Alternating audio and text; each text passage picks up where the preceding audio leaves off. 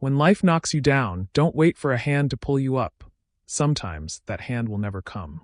This is the story of a young man who waited for help, until he realized the only person who could save him was himself.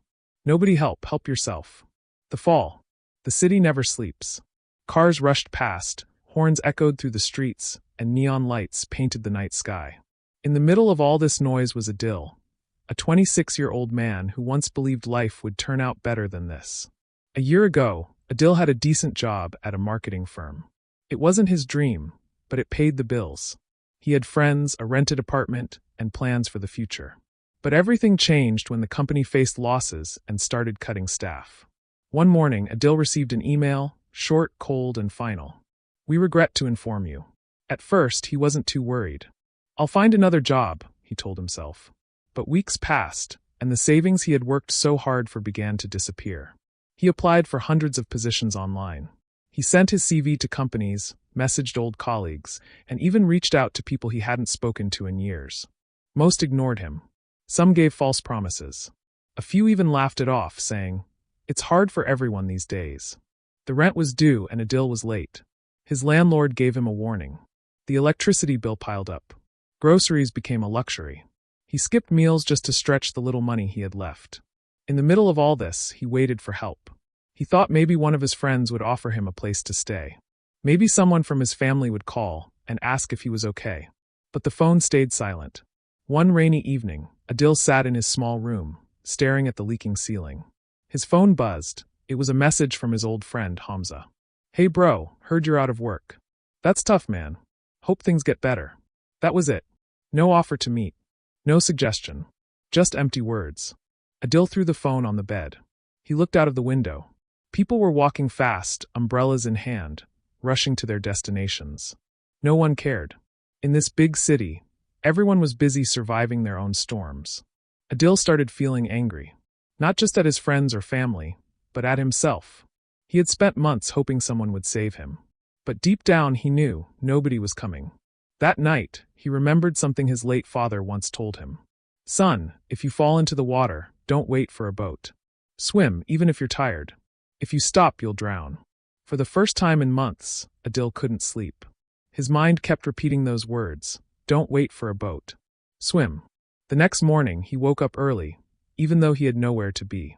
He sat on his bed, staring at the worn-out shoes near the door.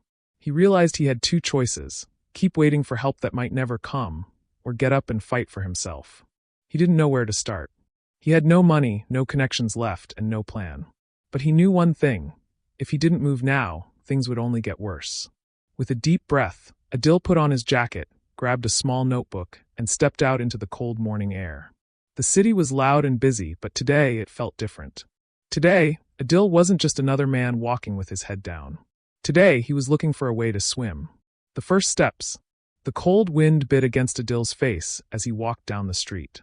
He didn't have a clear plan, just a determination that today would be different. For months, he had been hiding inside his room, sending job applications from behind a screen. Now, he decided he needed to be out here, facing the city head-on. His first stop was a small coffee shop on the corner of the street. The smell of freshly brewed coffee filled the air. He ordered the cheapest drink on the menu and sat in the corner with his notebook.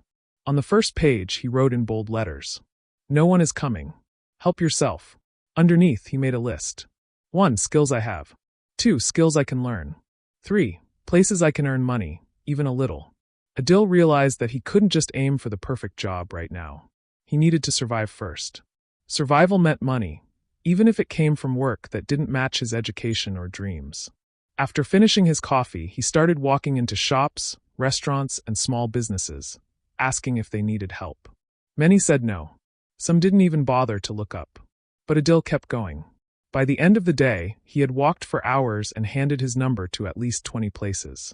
Tired and hungry, he stopped at a roadside food stall. As he waited for his tea, he overheard the owner talking to another vendor. "My delivery boy quit. I need someone who can start tomorrow." Adil didn't think twice. "I can do it," he said. The man looked him up and down. "Do you have a bike?" "No," Adil replied honestly. "But I can walk for now. Or take public transport." The man laughed. "Walking? You won't last a day." But Adil didn't back down. "Give me a chance." If I fail, you don't have to pay me. Something in his eyes must have convinced the man, because he finally said, "Fine. Be here at 9 a.m. tomorrow." It wasn't a dream job. It wasn't even close to what he wanted in life. But it was a start. That night, as he lay in bed, his feet aching from the day's walk, Adil felt something he hadn't felt in months, a spark of hope. He realized he had spent too long waiting for the perfect opportunity. Now he was ready to build his way up from whatever came his way. The next morning, Adil began his first day as a delivery helper. He carried heavy bags, walked through busy streets, and dealt with impatient customers.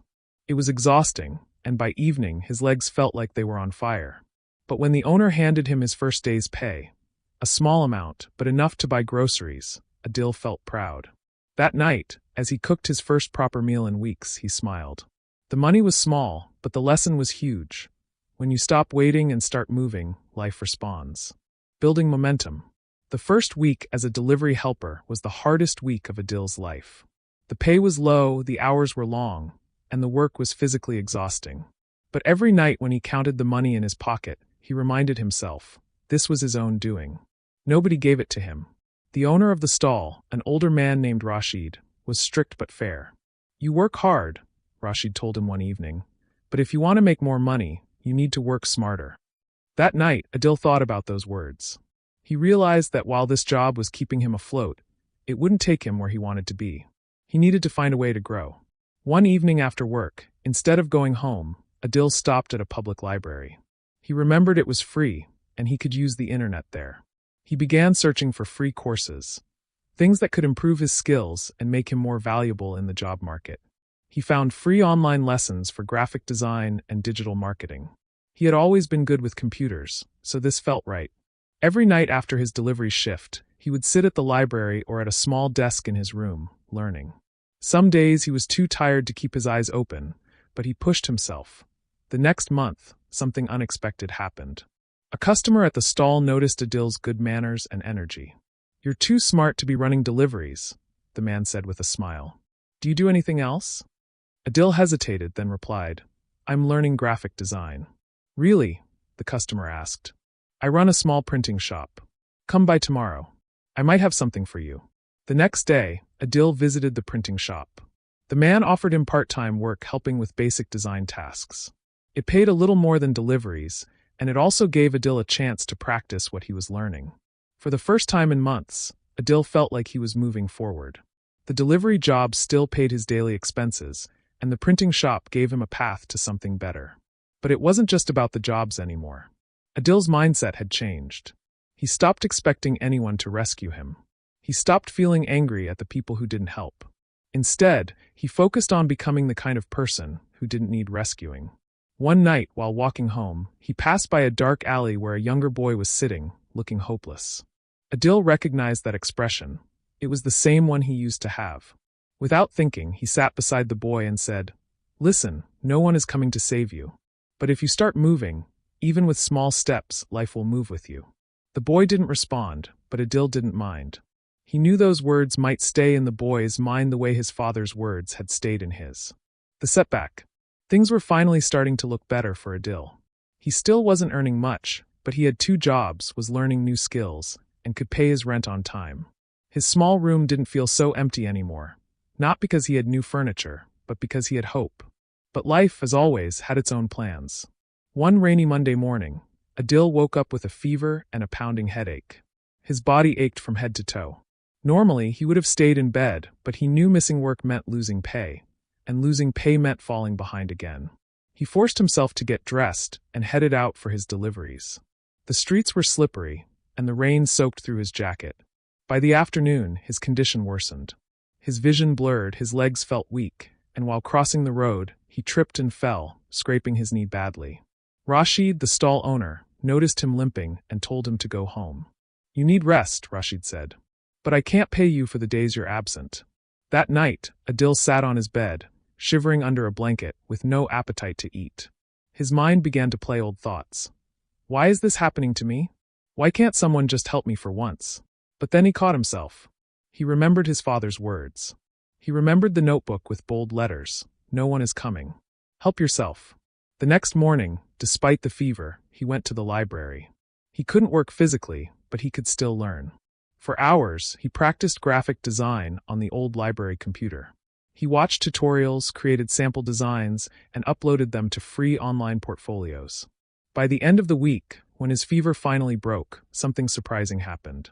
He received a message from a small business owner online who had seen his work. They wanted to hire him for a one-time design job, and the payment for that single project was more than what he earned in an entire week of deliveries. Adil realized something important.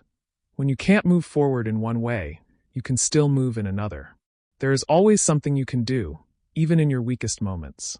The following week, he returned to his delivery job stronger, but now with an extra source of income from his design work. For the first time since losing his corporate job, Adil felt that his future was in his own hands. And he knew if another storm came, he would be ready. Months passed, and Adil's life looked nothing like it had before. He still worked at Rashid's stall, but now only in the mornings. His afternoons were spent at the printing shop, and his evenings were for freelance design work. His income wasn't huge, but it was steady, and more importantly, it was his. One night, as he sat at his desk designing a logo for a small cafe, he thought about how far he had come. Just months ago, he had been broke, hungry, and waiting for someone, anyone, to help him. Now, he didn't wait for help. He created his own chances. But the real test came one Saturday afternoon. Rashid called him over. "Adil, I'm selling the stall," he said. "Business is too slow. I won't be needing you anymore." The old Adil would have panicked. Losing even one job would have felt like the end. But now he simply nodded. "I understand. Thank you for everything." That night, instead of worrying, he opened his notebook and made a new list. New goals, new ways to grow his freelance work, and maybe even start a small side business of his own. Within a few weeks, his design work picked up.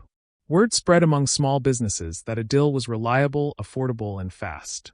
One client recommended him to another, and soon, his evenings were fully booked with projects. The money he earned now was more than double what he had made at the stall and printing shop combined. One day, while walking through the same street where he had once begged for work, Adil spotted the young boy he had spoken to months ago. The boy looked better, cleaner clothes, more energy. He smiled and said, "I remembered what you told me that night. I started working at a mechanic's shop. It's not much, but I'm learning." Adil felt a warmth in his chest. That was when he realized, the moment you help yourself, you give others the courage to do the same. Standing at that busy city street, with cars rushing past and neon lights glowing above, Adil smiled. Life hadn't magically gotten easy. There were still struggles, still long nights, and still moments of doubt. But now he knew the truth. Nobody is coming. You are your own rescue. And when you move, the world moves with you.